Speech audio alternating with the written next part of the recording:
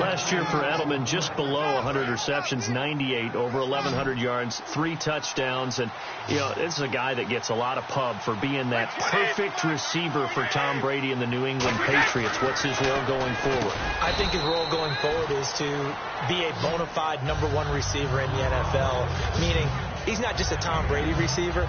He's that guy for anyone. And he spent so much time proving himself as he got into the league, just what you were talking about. Can I have a role here with New England? Now it's not just proving himself. It's continuing to develop in his craft. And I think he's going to just keep getting better and better. He never gave up on himself in his dreams, and he doesn't give up on any single play.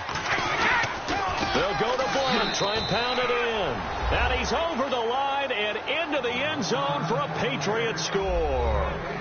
LeGarrette Blunt with his second touchdown here in this first half. And the Patriots get a score closer. And always a good first half when you can hit pay dirt twice. And it never hurts to have that good feeling as the game moves on. Just think about halftime. If that's all he gets, he'll just sit there at the half and think, all right, 2 already.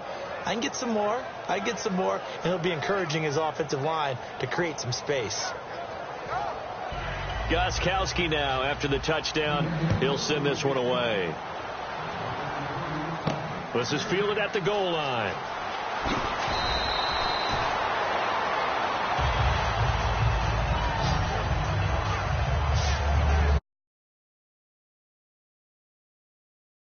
Roethlisberger heading back out there. They've got the lead. He's a big reason why. Looking sharp so far.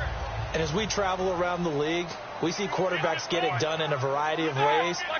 But today's NFL does tell us one thing. If that guy doesn't play well... Well, this is taken in. It's complete. A pickup there of 36. And it'll give the Steelers a first down. A great job pulling that one in from a guy, as we know, who can really blaze. He's got a lot of speed. And that speed can work for him so many different ways. Sometimes he just takes off and goes and just runs past people. Sometimes you get people to back off so far that you can catch everything underneath. But and at the 7-yard line, the catch is made. A gain of 35 that time. And the Steelers are going to have a first and goal. You know, when I see passes like that, I'm reminded of something you and I talked about yesterday. Big Ben was a wide receiver the first 3 years of high school, sitting behind the coach's son. And then he finally got that opportunity. I think he's made the most of it. It's always the coach's son, isn't it? But you know where it helps him? When he looks downfield, he knows what the receivers are going to do. He actually has wide receivers' eyes when he's throwing the ball. All defenders get tired of hearing about their lack of hands and why they're playing defense instead of offense. But in this situation, it was the hands that made the play. Batting the ball away on an attempted touchdown pass. Excellent job. Got his man. It's caught for a Steelers touchdown. Darius Hayward-Bay with his second touchdown here in this first half. And the Steelers are going to add on to their lead. Now he's having a nice little first half here, partner. And it's a first half that leaves us anticipating what can still come. I mean, 2 touchdowns already here through the second quarter. There could be plenty more before this game is over. Oh, and it's a fake. They'll try and throw for it. And unable to connect. They don't get the 2-point conversion here. They've got this big lead. They said, forget 1. We want 2. Instead, they got 0. Unbelievable that they didn't even attempt. I do know this. When you fake one in this situation with that type of a lead, especially from the 15-yard line, oh, boy. I tell you what, meeting them again somewhere down the line, they'll remember this. Yeah, they'll think that they were trying to clown them a little bit. Boswell now to kick it away after the touchdown. That'll be taken in the end zone. And a pretty good return here. He'll be stopped just shy of the 25 at the 24-yard line. A chance for us again to look at this Pittsburgh defense.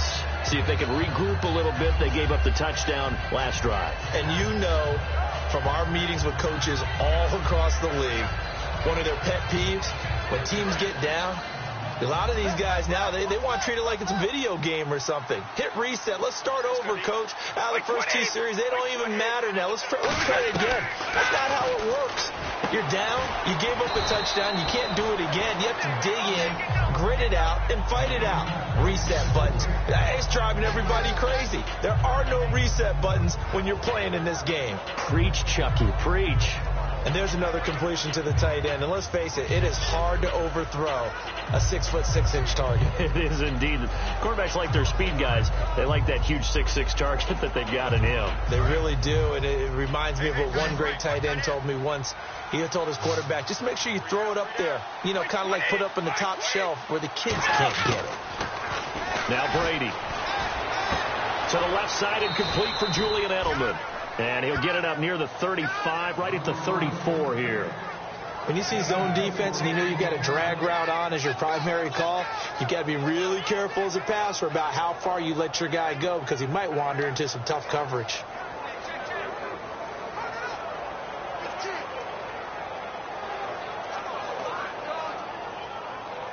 Well, still in search of the first down after that last completion.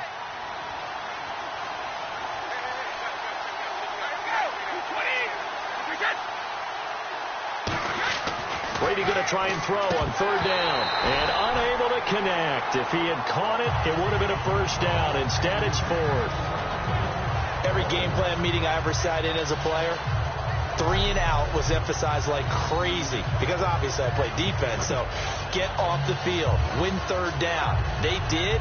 But let's be honest about it. They had some help on that one. They had some help indeed on that drop.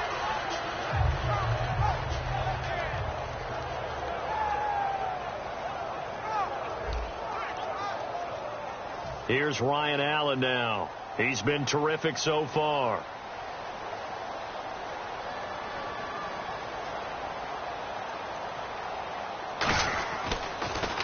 And he deserves a bronze leg as he gets this one away. And no one there to stop it. Hits at the 8, but it carries all the way into the end zone for a touchback. And Pittsburgh getting set to take the field. And they will simply, Charles, be looking to duplicate what they did last drive when they were able to push it in for 6. And they hope it'll be that easy, right? To be able to take exactly what happened before, replicate it. They may have to make a few additional changes along the way because I'm sure the defense will make some adjustments, but they've got to have great confidence having scored the last time out.